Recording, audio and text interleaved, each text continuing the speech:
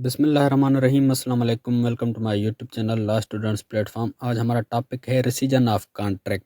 इसके relevant sections हैं section 35 to section 38। अब रिसीजन ऑफ कॉन्ट्रैक्ट यानी किसी भी कॉन्ट्रैक्ट से छुटकारा हासिल करना या किसी भी कॉन्ट्रैक्ट को मनसूख करवाना या ख़त्म करवाना। अब सेक्शन 35 कहता है कि व्हेन रिसीजन में बी एडजस्ड, यानी कोई भी कॉन्ट्रैक्ट कब ख़त्म हो सकता है या रेसिंड हो सकता है या कैंसिल हो सकता है। Any person interested in a contract in writing may sue to have it rescinded, and such rescission may be adjudged by the court in any of the following cases, namely। अब कोई भी person जो कि किसी भी contract में interested है और वो कॉन्ट्रैक्ट राइटिंग में है, तो वो उस कॉन्ट्रैक्ट को रेसेंड करने के लिए सू फाइल कर सकता है और कोर्ट उसको देखेगी। अगर फॉलोइंग केसेस से वो रिलेट करता है वो केस, तो उसको रेसाइन कर देगी। यानी अगर कोई भी कॉन्ट्रैक्ट राइटिंग में है और वो कॉन्ट्रैक्ट नीचे दिए गए केसेस से रिलेट करता है या उन जैसा है, तो वो कॉन्ट्रैक्ट रेसाइंड हो सकता है। कोर्ट रेसिजन दे देगी उस कॉन्ट्रैक्ट की। अब कौन से वो केसेस हैं?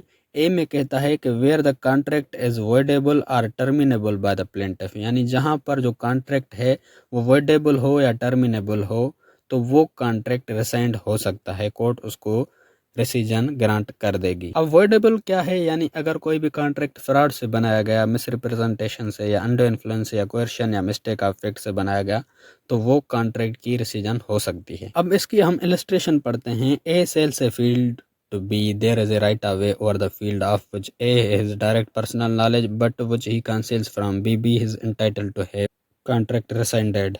A और B के बीच में कॉन्ट्रैक्ट हुआ। A ने B को एक फील्ड जो है सेल करने का कॉन्ट्रैक्ट किया। अब ए को ये पर्सनल नॉलेज है कि उस फील्ड को कोई रास्ता नहीं है जाने का, एक पर्टिकुलर है, लेकिन वो बात तो वो बी से छुपाता है। अब अगर ये बी जमीन लेता है तो उस जमीन को एक्सेस करने के लिए, उस जमीन में दाखिल होने के लिए उसके पास कोई रास्ता ही नहीं, और ये बात ए ने बी से छुपाई थी।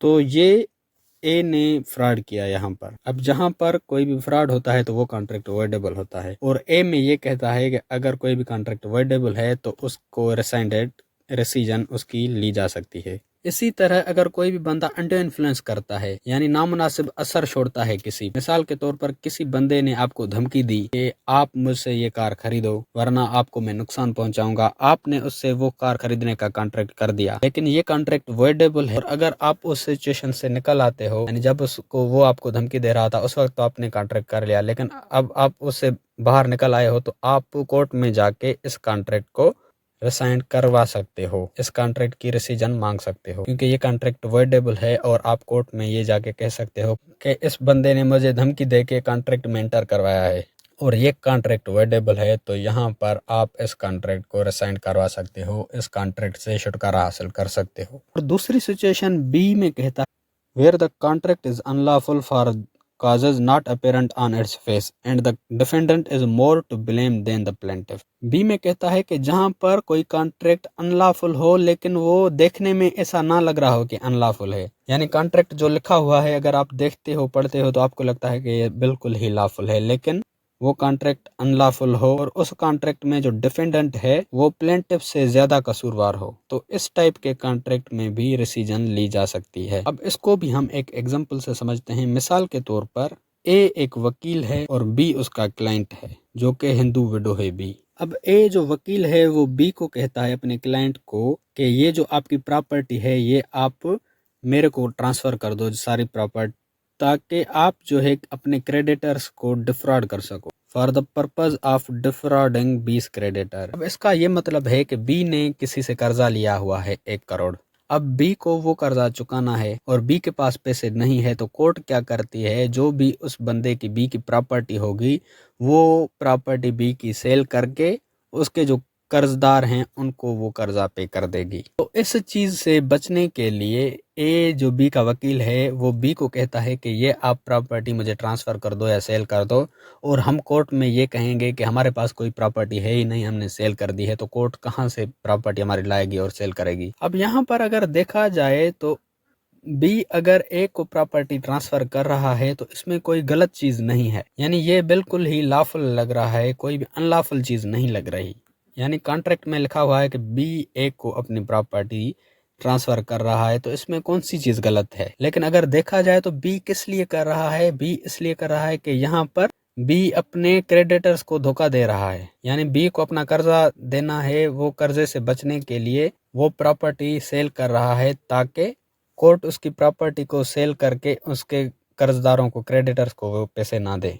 तो यहाँ पर बी उस इंस्ट्रूमेंट को ट्रांसफर करने से रिसाइंड करवा सकती है, यानी बी कोर्ट में जाके ये कह सकती है कि ये जो कॉन्ट्रैक्ट है, ये जो मैंने कॉन्ट्रैक्ट किया है बी से उसको प्रॉपर्टी ट्रांसफर करने का, ये मैं रिसाइंड करवाना चाहती हूँ, यानी कैंसिल करवाना चाहती हूँ। तो यहाँ पर कोर्ट उसके कॉन्ट्रैक्ट को रिसाइंड कर देगी। इसमें जो यहाँ ऊपर बोला गया था कि defendant is more to blame than plaintiff, यानी यहाँ पर जो डिफेंडेंट है यानी वकील है उसका ज्यादा कसूर होगा प्लेंटिफ से। क्यों? क्योंकि प्लेंटिव शायद ये समझ रहा हो कि ये लॉफुल हो, और प्लेंटिव ये भी समझ रहा हो कि वो वकील है, उसको शायद ज्यादा पता हो कानून का। लेकिन वकील को तो सब कुछ पता था ना कि ये चीज करने से ये एक गलत चीज है, ये अनलॉफुल है, किसी भी क्रेडिटर को डिफ्रॉड करना गलत है। तो यहाँ पर जो वकील है यानी डिफेंडेंट वो ज्यादा कसूरवार है, is more to blame than the plaintiff. तो बी में ये कहता है कि अगर कोई भी ऐसा कॉन्ट्रैक्ट है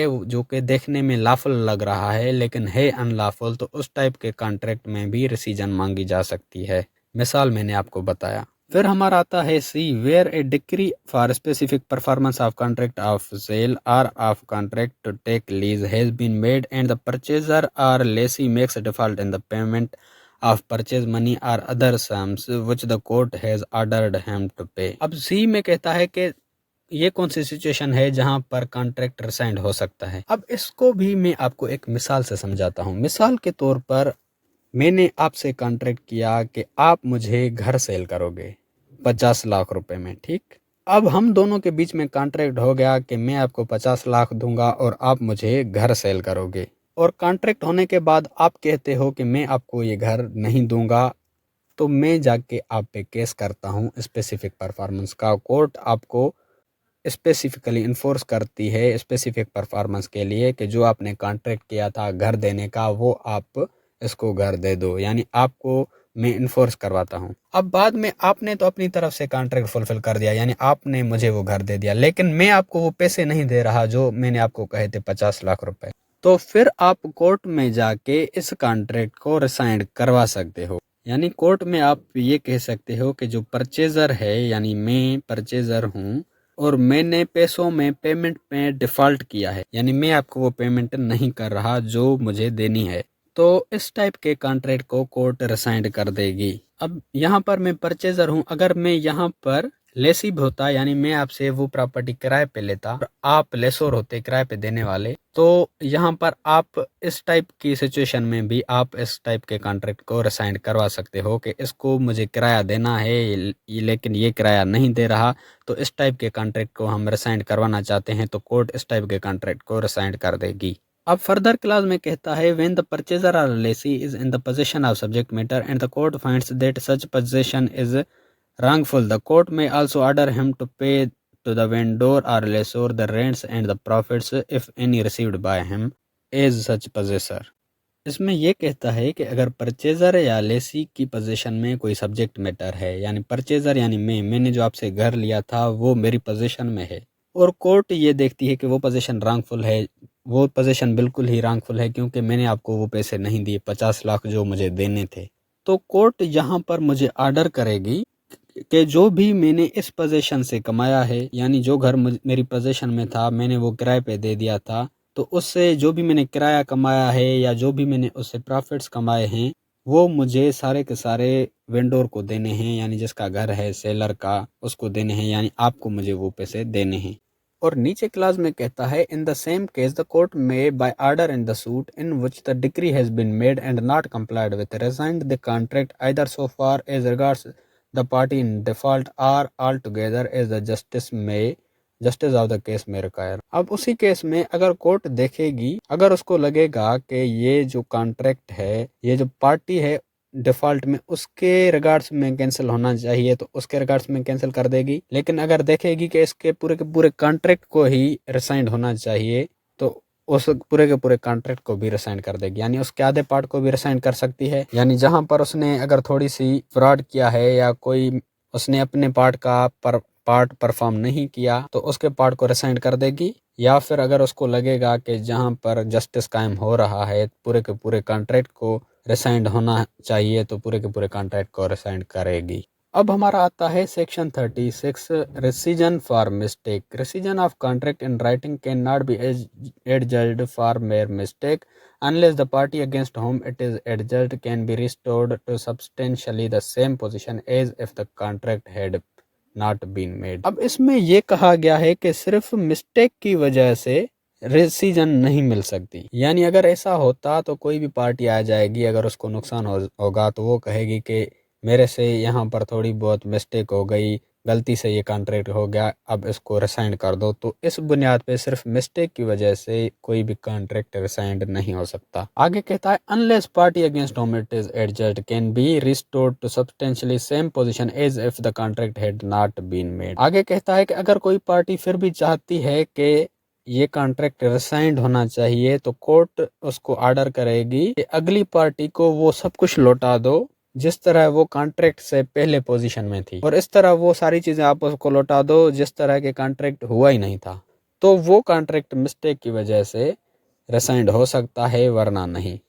because it is very very impossible to restore them in the position as it was before. अब ये चीज बहुत मुश्किल है कि अगर कॉन्ट्रैक्ट हो गया है और कॉन्ट्रैक्ट के बाद आप उस बंदे को सेम पोजीशन में नहीं ला सकते, उसको वो सारी चीजें वापस नहीं कर सकते। मिसाल के तौर पर आपने मुझे एक कार दी 20 लाख रुपए में, ठीक। अब हम दोनों के बीच में कॉन्ट्रैक्ट हो गया। अब वो कार मैंने आगे किसी को किराए पे दे दी जो कि हर महीने मुझे 20,000 देगा। मैंने साल का कॉन्ट्रैक्ट उससे कर दिया और उसने फर्दर वो कार किसी कंपनी में लगा दी और वो कंपनी में चलाता है और आगे उसको 30,000 रुपए मिलते हैं हर महीने। अब ये सारी चीजें हो गई। अब बाद में आप जो है कोर्ट जाते हो और आप कहते हो कि हमसे मिस्टेक हो गई, हमने ये कॉन्ट्रैक्ट किया, हमें ये चीज कार हमारी वापस चाहिए। तो आप यहाँ पर मुझे अपनी ओरिजिनल पोजीशन में नहीं ला सकते क्योंकि मैंने फर्दर किसी और से कॉन्ट्रैक्ट कर दिया है उस कार का और फर्दर उस बंदे ने किसी कंपनी में वो कार लगा दी है। तो ये चीजें बहुत मुश्किल हैं अब वापस करना। तो आप यहाँ पर सेम पोजीशन में नहीं ला सकते। तो इस मेयर मिस्टेक की वजह से वो कॉन्ट्रैक्ट रिसाइंड नहीं हो सकता। या फिर मिसाल के तौर पर आपने मुझे कार दी, मैंने एक हफ्ता वो कार चलाई, फिर मैं कोर्ट में जाता हूँ कि ये कार उसको वापस कर दो, मुझसे गलती हो गई। अब उस कार पे स्क्रैच आ गए होंगे, कोई फॉल्ट आ गया होगा, तो कोर्ट कहेगी आप अगले बंदे को, मुझे कहेगी कोर्ट के उसको आप सेम पोजीशन में लाओ, यानी उसको वैसी की वैसी कार वापस करो, फिर ये कॉन्ट्रैक्ट रिसाइंड होगा। तो यहाँ पर ये चीज बहुत ही मुश्किल है। तो इसमें ये कहता है इस सेक्शन में अगर कोई कर सकता है तो कोर्ट उसको कहेगी कि आप उस बंदे को सेम पोजीशन में लाओ जैसे वो कॉन्ट्रैक्ट से पहले था, जैसे उसने कॉन्ट्रैक्ट किया ही नहीं इस पोजीशन में उसको लाओ, फिर ये कॉन्ट्रैक्ट रिसाइंड हो सकता है। सेक्शन 37 कहता है alternative prayer for the decision in the suit for specific performance. अब प्रेयर यानी फॉर्मल रिक्वेस्ट या अपील या पिटीशन आप कह सकते हो। अब इसमें ये कहता है a plaintiff instituting a suit for the specific performance of contract in writing may pray in the alternative that if the contract cannot be specifically enforced, it may rescinded and delivered up to be cancelled.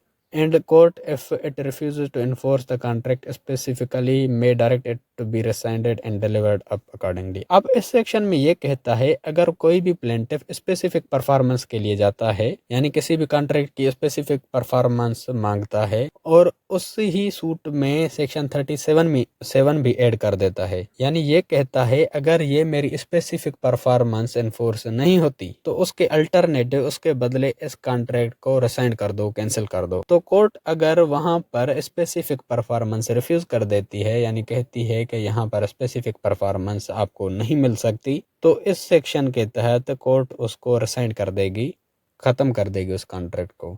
अब मिसाल के तौर पर मेरे और B के बीच में contract हुआ। मैंने बी को कहा कि मैं आपको 10 लाख रुपए दूंगा और आप मुझे ये जमीन देना, और बकाया जो पैसे हैं रिमेनिंग मनी वो मैं आपको नेक्स्ट मंथ दूंगा बी को। अब बाद में बी जो है रिफ्यूज कर देता है कि वो मुझे लैंड नहीं देगा, तो मैं स्पेसिफिक परफॉर्मेंस के लिए उस पे सूट दाखिल करता हूं और इस सेक्शन के तहत अल्टरनेटिव रेमेडी भी मांगता हूं। अब अगर वहाँ पर मुझे स्पेसिफिक परफॉर्मेंस नहीं मिल सकती तो अल्टरनेटिव रेमेडी ये है कि उस कॉन्ट्रैक्ट को कोर्ट रिसाइन कर देगी इस सेक्शन के तहत, और मुझे जो मैंने पैसे दिए थे 10 लाख रुपए वो वापस कर देगा बी। अब हमारा आता है section 38, court may require party resigning to do equity. On adjudging the rescission of contract, the court may require the party to whom such relief is granted to make any compensation to other which justice may require. अब इस section में ये कह रहा है कि अगर court जिसकी फेवर में रेसिजन ग्रांट कर देती है तो उस पार्टी से ये उम्मीद रखती है कि अगर उस पार्टी को कुछ देना है, कोई कंपनसेशन उस पे बनता है, तो वो भी उस पार्टी को पे करे। अब मिसाल के तौर पर ए और बी के बीच में कॉन्ट्रैक्ट हुआ। ए ने बी को धमकी दी कि आप मुझे ये कार सेल करो वरना मैं आपको नुकसान पहुंचाऊंगा। अब बी ने डर के उस कॉन्ट्रैक्ट में इंटर हुआ और उसको कार सेल कर दी, और बाद में बी जो है कोर्ट गया और वहां पर उस कॉन्ट्रैक्ट को रिसाइन करने के लिए सूट फाइल की, ये कह के कि ये कॉन्ट्रैक्ट वर्डेबल है और इसने मुझे धमकी दे के ये कार खरीदी है। अब ए ने जो उसे कार खरीदी थी उसने उस पर थोड़ा बहुत खर्चा किया, यानी उसका 2 टायर ख़त्म थे, वो टायर्स लगवा दिए। अब बी ने जो सूट फाइल की थी वो कोर्ट ने उस कॉन्ट्रैक्ट को रिसाइन कर दिया और ए को कहा कि इसको ये अपनी कार वापस कर दो क्योंकि आपने इसको धमकी दे के ये कार खरीदी है। अब बी के फेवर में यहाँ कोर्ट ने रेसिजन तो दे दी। अब बी से ये उम्मीद रखेगा, बी से ये कहेगा कि अगर आप पे थोड़ा बहुत पैसे आपको देने हैं तो आपको देने पड़ेंगे। अब वहां पर ए ने उस पर थोड़ा बहुत खर्चा किया था, 2 टायर्स उस कार में लगवाए थे। अब इस सेक्शन के तहत जो सेक्शन 38 में बताया गया है कि जिसके फेवर में रेसिजन दे दी गई, यानी बी के फेवर में रेसिजन दे दी गई, तो बी से ये उम्मीद रखेगी कि अगर आपको यहाँ पर कोई पैसे देने हैं, यानी उसने टायर लगवाए हैं, तो आपको ये देने पड़ेंगे।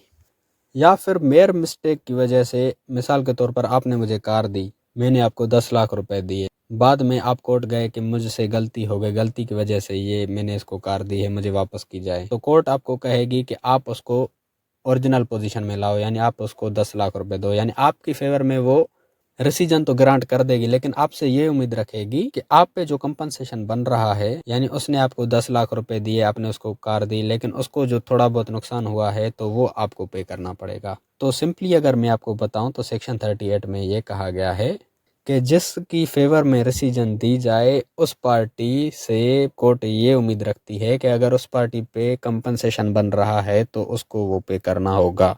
अब इस सारे टॉपिक का हम क्विक रिव्यू करते हैं। सेक्शन 35 कहता है कि कौन कौन से कॉन्ट्रैक्ट रिसाइंड हो सकते हैं। सबसे पहले, अगर कोई भी कॉन्ट्रैक्ट वर्डेबल है, यानी fraud, misrepresentation, mistake, under influence या मिस्टेक ऑफ फैक्ट की वजह से वो कॉन्ट्रैक्ट किया गया है, तो वो कॉन्ट्रैक्ट रिसाइंड हो सकता है। और दूसरा है, अगर वो कॉन्ट्रैक्ट अनलॉफुल है, यानी देखने में लॉफुल लग रहा है लेकिन अनलॉफुल है, जैसे मैंने आपको वकील और हिंदू विडो का मिसाल दिया था, तो इस टाइप का कॉन्ट्रैक्ट भी रिसाइंड हो सकता है। और तीसरे नंबर पर है कि अगर कोई भी परचेजर डिफ़ॉल्ट पे है, जैसे मैंने आपको मिसाल दिया था कि मैंने आपसे घर खरीदा लेकिन मैं आपको वो पैसे नहीं दे रहा, तो आप कोर्ट में जाके वो कॉन्ट्रैक्ट रिसाइंड करवा सकते हैं।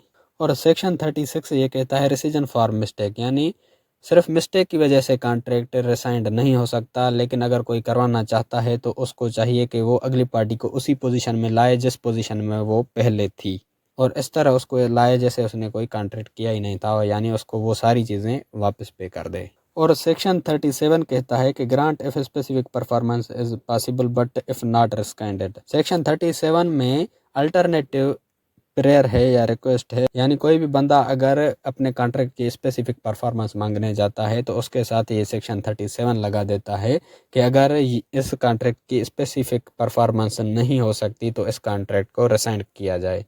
और सेक्शन 38 में ये कहता है कि court require party to whom relief is provided to make compensation to other party, यानी कोर्ट को वो पार्टी चाहिए जिस पार्टी की फेवर में वो रेसिजन ग्रांट कर रही है, तो उस पार्टी से वो ये भी उम्मीद रखती है कि अगर उस पर कोई कंपनसेशन बन रहा है तो वो अगली पार्टी को वो कंपनसेशन पे कर दे। You can download the notes of a specific relief act by clicking on the link in description to download the notes of a specific relief act. तो अगर आप वीडियो देखते देखते यहाँ तक पहुँच गए हो तो मेरे चैनल लॉ स्टूडेंट्स प्लेटफॉर्म को लाजमी सब्सक्राइब करें और कमेंट्स में कुछ भी लिख दें, अपने सिटी का नाम लिख दें। खत्म। अगर आपको लॉ के रिगार्डिंग किसी भी टॉपिक की वीडियो चाहिए तो वो टॉपिक लिख के साथ में LSP लिख के सर्च करेंगे तो आपको सबसे पहले मेरी वीडियोस मिल जाएंगी, जिससे आप अपना इजीली कॉन्सेप्ट क्लियर कर सकते हैं।